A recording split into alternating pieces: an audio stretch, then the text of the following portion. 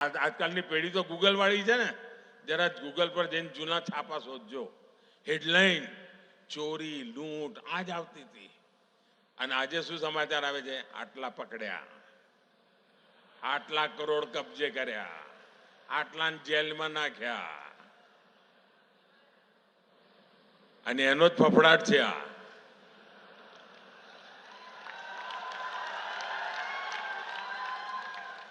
તમે મને કહો ભાઈ, આ દેશના લોકોની કાળી મજૂરી કરીને જે ટેક્સ આપ્યો હોય એને હું લૂંટવા દઉં? લૂંટવા દેવાય?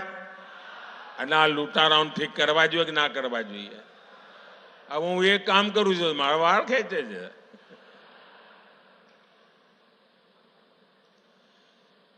તમને આશ્ચર્ય થશે સાથીઓ, આ વખતે કોંગ્રેસની સ્થિતિ એવી છે, તમારે સરકાર બનાવી હોય ને તો ઓછામાં ઓછી 272 સીટો તો એમપી જોઈએ તમારી પાસે. અમારી સિવાય, ભાજપ સિવાય આ દેશમાં એક પણ પોલિટિકલ પાર્ટી, કોંગ્રેસ પણ 272 લડાવતા જ નથી. બોલો, એટલે તમે 272 લડાવતા નથી અને કહો અમે સરકાર બનાવીશું.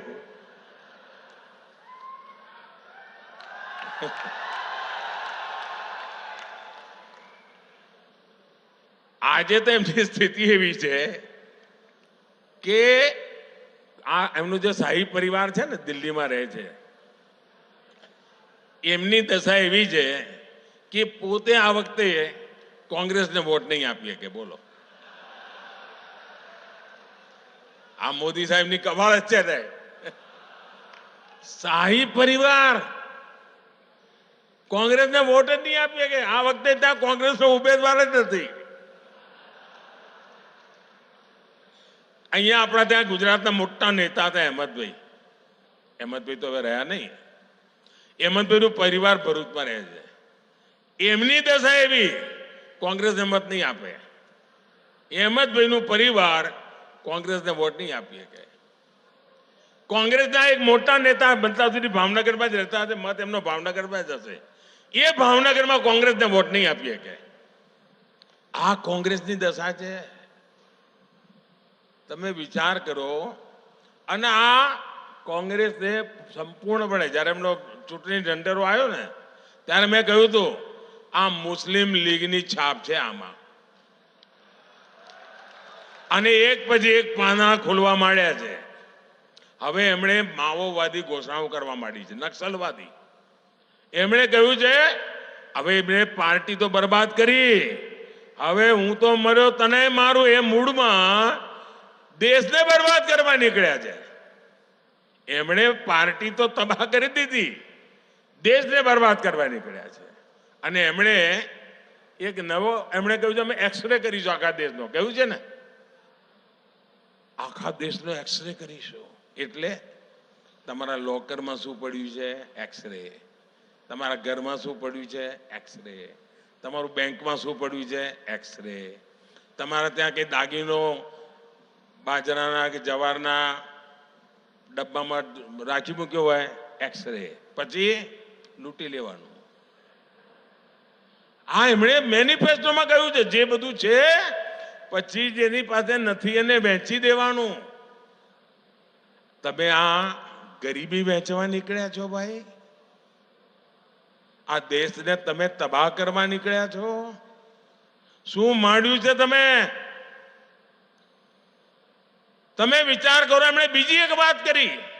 એમના એક ખેરખા બેઠા છે વિદેશમાં, એમણે ત્યાંથી સંદેશો આપ્યો, જાહેરમાં કહ્યું આપણે ત્યાં દરેક મા બાપ એની ઈચ્છા હોય ને કે ભાઈ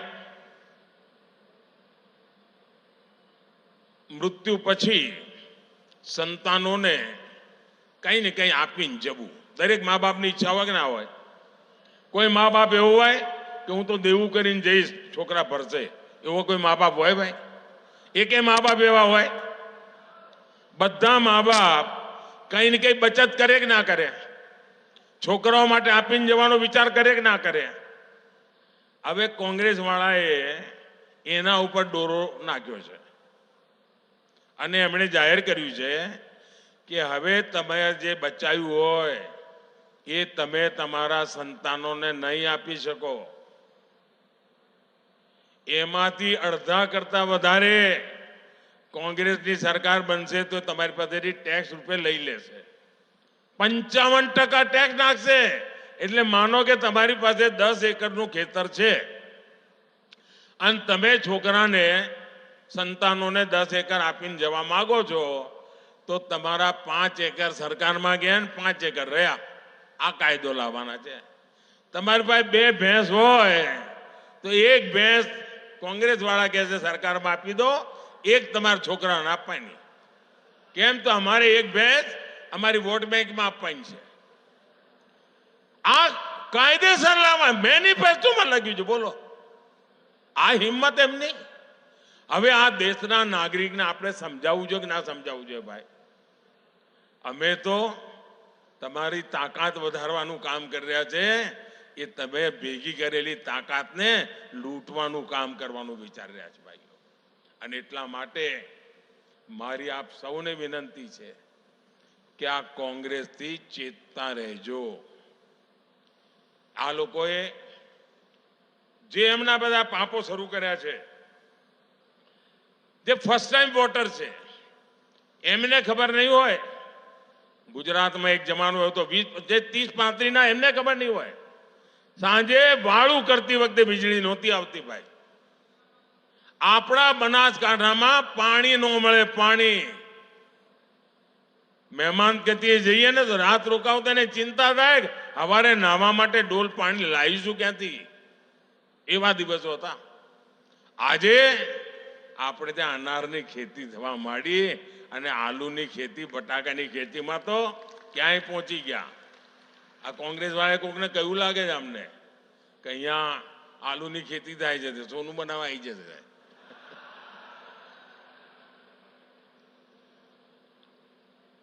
આપણે ત્યાં જે બદલ આવ્યો છે ને ભાઈઓ, હવે મને કહો, આપણે ત્યાં પાલનપુર વંદે ભારત પહોંચી ગઈ.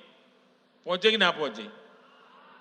જે રીતે આપણે વિકાસના કામો કરી રહ્યા છીએ, સુજલામ સુફલામ યોજના બનાવી, પાણી પહોંચાડ્યું, 4 કરોડ લોકોના જીવનમાં બદલાવ આવ્યો કે નહીં આવ્યો? નળથી જળ. નહીં તો આપણે ત્યાં અહીંયા ઉત્તર ગુજરાતમાં તો માથે બેડલા લઈને 3-4 કિલોમીટર જવું પડતું. આપણી માતાઓ બહેનોનો અડધો દાડો પાણીમાં જ જતો. આ બધામાંથી આપણે બહાર લાયા. એના માટે કાળી મજૂરી કરી જ ભાઈ. એટલે જે જૂની પેઢીના લોકો જેની બધી ખબર છે, પણ આ જે 40 થી નીચેના જે છે ને એ બધાના જૂની ખબરો નથી ભાઈ. એટલે યાદ કરાવવું પડે કે આપણે હવે એવા દિવસો નથી લાવવાના. વાર તહેવારે આપણે ત્યાં ઉલ્લડ થતા હતા ભાઈ. આપણે ત્યાં છોકરું જન્મે ને તો કાકાનું નામ ના આવડે, મામાનું નામ ના આવડે, પણ કરફ્યુ બોલતા આવડે. કરફ્યુ જ જોયો હોય એને. 1 વર્ષનું થાય ત્યાં સુધી તેને 3 કરફ્યુ જોયા હોય.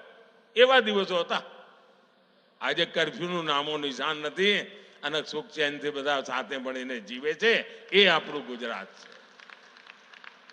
ભાઈઓ બહેનો, શિક્ષણમાં મને યાદ છે, હું જ્યારે કન્યા કેળવણી માટે કામ 2002માં જ્યારે નવો મુખ્યમંત્રી બન્યો હતો, કન્યા કેળવણી ચીજ બનાસકાંઠાનું નામ સૌથી નીચે આવે. આજે એમાંથી મોટી ક્રાંતિ થઈ અને આધુનિક શિક્ષણની દિશા મારું બનાસકાંઠા આગળ વધવા માંડ્યું ભાઈઓ. બાળકો નિશાન નહોતા જતા, આજે જવા માંડ્યા. એટલા મને ઉચ્ચ શિક્ષણ તરફ જવા માંડ્યા. કહેવાનો મારો તાત્પર્ય એ છે ભાઈ કે ગુજરાતે વિકાસ જે કર્યો છે એની પાછળ એક વિઝન રહ્યું છે, એક લાંબા ગાળાની મહેનત રહી છે અને એના પરિણામે આજે આપણું ગુજરાત આગળ વધ્યું છે. મારી સૌ મતદાતાઓને વિનંતી છે, સૌ મારા વહાલા નાગરિક ભાઈઓ બહેનોને વિનંતી છે, આપણે તો બનાસકાંઠાના લોકો ધૂળની ડમરીઓમાં મોટા થયા જ બે.